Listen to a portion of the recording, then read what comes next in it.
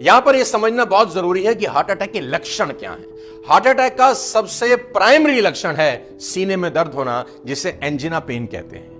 यह एक pressure, heaviness या टाइटनेस जैसा महसूस होने लगता है, जो केवल लेफ्ट तरफ नहीं होता बल्कि बीच में या दाईं तरफ भी होता है। यह दर्द पेट की ऊपर तरफ जाता है, कभी बाएं हाथ या कंधे की तरफ जाता है, कई बार जबड़े में या दांत में भी हो सकता है।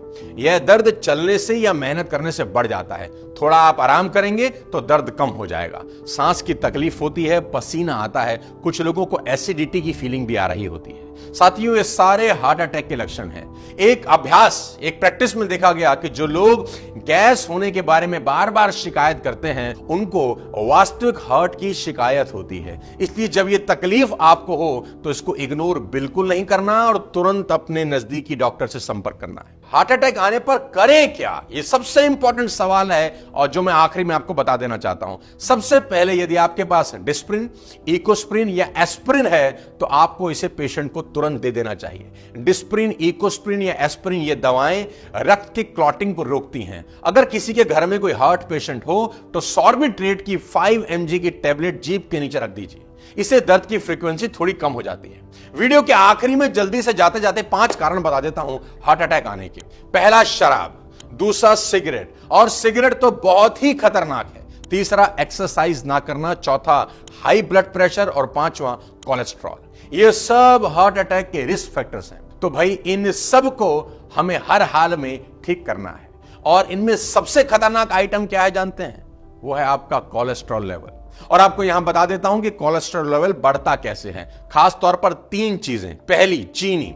दूसरी, मैदा।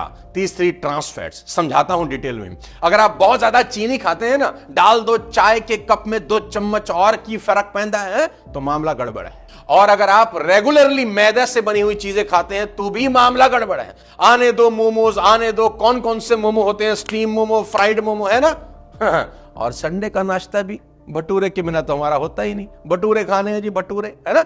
दोस्तों, मेरी बात गांठ बांध लो। आज आपके शरीर का सबसे बड़ा कोई अगर दुश्मन है तो वो है मैदा। आज से, अभी से तुरंत छोड़ दो। और तीसरा, जो लोग ट्रांस फैट लेते हैं, जो कि रिफाइंड ऑयल और बाहर के ज्यादातर खाने में मौजूद होते हैं, इन सब से आपका खराब कोलेस्ट्रॉल बढ़ता है।